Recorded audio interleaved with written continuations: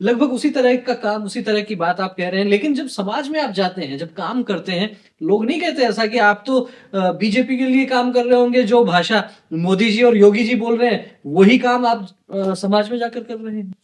हम संघ के कार्यकर्ता हैं, समाज में समाज को जोड़ने का कार्य करते हैं। और हम जैसे मान लो ऐसे कहते हैं कि बीजेपी लिए कार्य करते हैं, तो बीजेपी के लिए कार्य नहीं करते, हम राष्ट्र के लिए कार्य करते हैं, सामाजिक सनातन संस्कृति के लिए कार्य करते हैं।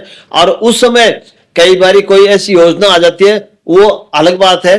बाकी जब चुनाव भी होता है तो हम राष्ट्र के लिए कार्य करते हैं। और चुनाव से कुछ समय पहले हम जनता के अंदर इस प्रकार का संदेश देते हैं कि राष्ट्र प्रथम, उसके बाद में सब कुछ उसके पश्चात है।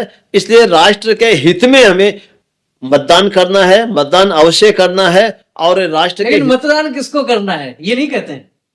नहीं, मतदान किसको करना ये नहीं कहते हम तो एक राष्ट्र हित में मतदान करना है। हर तो बातें सामान्यतः यही रहती हैं कि आप किसी दल विशेष के लिए काम करते हैं, किसी दल विशेष को मत देने के लिए कहते हैं। इन बातों में कितनी सच्चाई? हम किसी दल के साथ में रहते नहीं हैं, हम उनके दल के कार्यालय में नहीं जाते हैं, उनके दल में हम कभी सम्मान प्राप्त नहीं करते। माइक, माला, माया, इनसे हम दूर रहते हैं। हम तो राष्ट्र का चिंतन करते हुए राष्ट्र हित में जो है वो काम करना है, ऐसी प्रेरणा समाज में देते हैं। और हम आज नहीं, हम तो अब वरिष्ठ नागरिक की स्थिति में आ गए, इसलिए हमें सब लोग अब जानते भी वरिष्ठ हैं। नागरिक की स्थिति में आप आगे, लंबा आपका अनुभव है काम करने का भी। और जब बात ये छिड़ गई थोड़ी सी राजनीति की, तो थोड़ी सी जानकारी ये भी मैं लेना चाहूंगा। जैसे आपने कहा राष्ट्र के लिए काम करते हैं, किसी राजनीतिक दल के कार्यालय में आप नहीं जाते, कहीं सम्मान नहीं लेते हैं, लेकिन जहां से आपको ये संकेत होता है कि राष्ट्र के लिए मतदान जरूरी है, राष्ट्र के लिए मतदान करवाना है, अधिकाधिक मतदान करवाना है, क्या कभी इस तरह का संदेश भी आया है कि हमें दल नहीं, व्यक्ति को वोट देना है, अच्छे व्यक्ति को, अच्छे चरित्र वाले व्यक्ति को देना है, चाहे किसी भी दल में हो? नहीं, हम तो राष्ट्र को सर्वोपरि मानते हैं, और जो हमारे राष्ट्र हित है वही काम करते हैं। हम व्यक्ति को नहीं देखते हैं। अगर एक व्यक्ति वहां पर पहुंच भी गया तो वो व्यक्ति क्या कर सकता है? और एक राष्ट्र को समझने वाले, एक राष्ट्र विचारधारा के लोग अगर रहेंगे तो देश के हित में निर्णय कर सकेंगे वो। चलिए थोड़ी सी बात और करते हैं इस पर। बड़ी रोचक चर्चा ये हो गई है। और जैसा आपने कहा कि व्यक्ति को नहीं देखते, दल को देखते हैं, तो यदि उस दल ने किसी गलत व्यक्ति को टिकट दे दिया आपके क्षेत्र से, तो ऐसे में आपका कार्यकर्ता क्या काम करेगा? दल को देखेगा, व्यक्ति को देखेगा? व्यक्ति ठीक नहीं है, दल ठीक है, तो क्या करेंगे? कभी कभी ऐसा भी हो जाता है।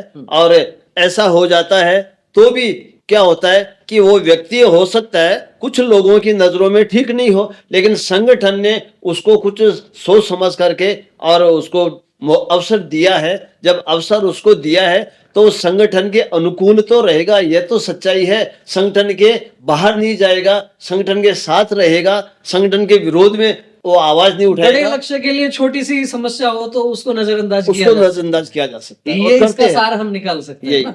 अच्छा, एक बात मैं और करना चाहता हूं कि आप जिस तरीके से सामाजिक समरसता की बात करते हैं, देश में अलग अलग राजनीतिक दल कहिए या बहुत से अलग अलग सामाजिक संगठन भी, जातियों के संगठन भी बहुत प्रभावी हो रहे हैं आजकल। अलग अलग जातियों के संगठनों ने अपनी सेनाएं तक बना ली है। इस दौर में जब आप संघ की तरफ से सामाजिक समरसता का संदेश लेकर जनता में जाते हैं, कोई विरोध के स्वर सुनाई देते हैं? कोई बात इस प्रकार की आती है कि नहीं नहीं, हमारी फला जाति है, हमारी जाति का ये संगठन है, हम इसी संगठन के लिए काम करेंगे? या फिर जिस तरीके से बाहर से भी जो विदेशी लोग आजकल वैचारिक युद्ध कर रहे हैं, अलग अलग तरह के प्रलाप करते हैं, सनातन पर जो जिस तरीके से आघात करते हैं, उस तरह के स्वर क्या आपको काम करते हुए सुनाई देते हैं?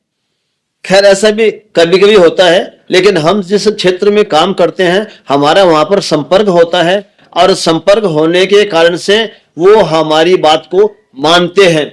और संपर्क होते होते अब जैसे मान लो किसी जाति विशेष का संगठन है वो, और हमारा भी वहां पर संपर्क है, तो वहां उनमें हमारा संपर्क होने के कारण से वो भी अपना कोई कार्यक्रम होता है तो हमें आमंत्रित करते हैं। हम उसके कार्यक्रम में आमंत्रित करने पर हम जाते भी हैं। और जब हम जाते हैं तो हमारे में और उनके अंदर सामंजस्य हो जाता है। और उनका भले ही जातिगत संगठन है, लेकिन उनका संगठन भी फिर सनातन संस्कृति और हिंदुत्व की तरफ उसमें भी एक प्रक्रिया प्रारंभ हो जाती है। हमारा यह है इसका।